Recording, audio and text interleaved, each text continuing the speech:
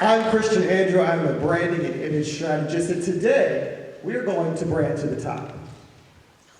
There's something I used to believe, and it's something I think we're all taught at some point or another, either directly or indirectly, and that is that if you work hard enough, if you're excellent enough, if you stay consistent long enough, you'll be rewarded, that your hard work will speak for you. But if that were true, that means the most hardest working people would be the most successful. But you and I know that that's not how the world works. So at some point, I had to confront an uncomfortable truth that there were people who were far less educated, less equipped, less prepared, and definitely less consistent, that were being chosen over people who were doing everything right. I remember when the shift happened in my mind where I stopped asking the question, why aren't these people working harder? And it shifted to, what is happening here that I'm not seeing?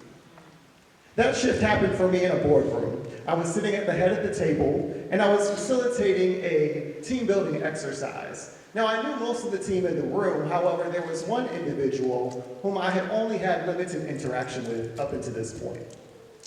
Let me describe this person for you. Typically, she would show up loud, boisterous, opinionated, and in any given scenario, you could see that other people were uncomfortable by her presence. You see, her outfit was more of a costume than an actual ensemble, and her hair was always at least disheveled. You might be thinking of somebody who will remind you of this. But at this moment, in this meeting, she thought that she would stand in her truth. There, she shared with us that she typically didn't feel accepted in professional settings, that typically her contributions felt overlooked, and that even at times, leaders had blocked her from advancing in her role. She was confused because she showed up. She did her best work. She even volunteered for things that were beyond her scope of responsibility, yet she was confused. However, I was not. I knew exactly what her problem was. It wasn't a work ethic problem. It wasn't a value problem. She had a problem with how people viewed her. If I were to be honest with you today, I would tell you that I saw this so readily because I too had this skewed view of her. It was on this day and countless days after that I've realized that success does not have a linear motion from effort to outcome. There's something in between. And that something in between is perception. Whether we like to admit it or not, perception carries great weight. And oftentimes it outweighs performance. We can look at the story that I just told you and we can conclude that people are constantly making conclusions about us. You see, when we're growing up, we believe that value is naturally going to be rewarded. We think that if something is strong, if something's good, then it's eventually going to be seen. But visibility is predicated on value. And value is inherently quiet. It doesn't announce itself. It has to be experienced. It has to be felt. It has to be understood. And so I submit to you today that you or I, in any room we walked into, not only are people forming conclusions about us, but they're also assessing our value. It's happening quietly. It's happening quickly. And most of the time, it's going to happen without an explanation. So let me ask you a question. What decisions are people making about you when you enter a room? For the remainder of our time together today, I want you to keep this question at the forefront of your mind. What decisions are people making about you when you enter a room? You see, in my line of expertise, I often see people get stalled at this point between value and success. And it's not because they don't have value, it's because their value has never been properly positioned to be seen clearly. They have it, but it doesn't land fully. See, I see the problem with unclear value in that when it's unclear, people won't stop and investigate you further. They're just going to move on. That's human nature. But this gap between value and success, I have a name for it. I call it the perception gap. The perception gap is that bridge between who you know that you are and what other people can easily recognize about you.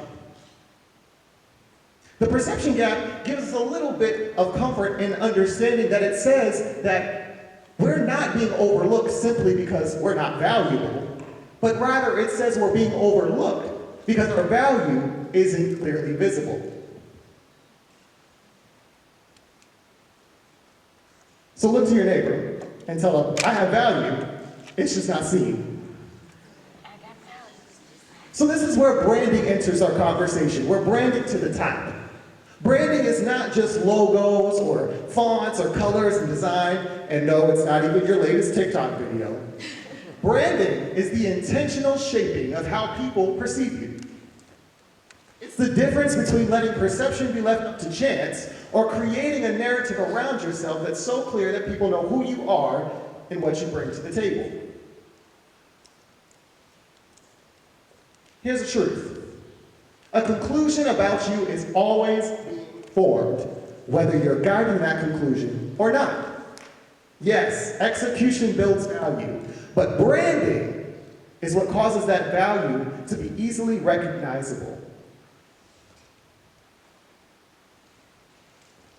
And so, I can't help but stop at this moment and think that there are wonderful people in this world, and probably even people hearing this today, who have spent years developing something great and meaningful. You've spent time refining your talent and developing your craft, but yet you still have this question inside that says, why isn't this connecting the way I thought it would? Why isn't this going how I planned? And then you probably further question yourself wondering, did I miss something? Was I really as ready as I thought I was? Wondering, does what I carry really hold the value that I once believed that it did? And the danger in this questioning process is that we can be seduced into thinking that our value is what needs to be fixed when it was never broken to begin with. What needed to be fixed was this gap between who we are and what's being seen. And so, when we're branding to the top, we have to understand that ascension is not just about effort alone. It's about alignment between who you are and what people can easily recognize about you. This is what it means to brand to the top, to close the perception gap. So much so that who you are, who you're meant to be, and how people see you finally match. You might feel like you're a wonderful singer and that you are meant to be on this big stage. However, when the mics pass to you, you shy away. That's a perception gap. You might feel like you're called to equip and empower other people, but when you walk into a room, you dilute yourself and sit in the corner. It's a perception gap.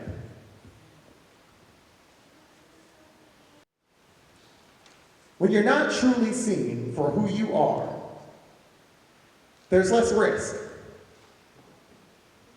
There's less exposure. There's less judgment.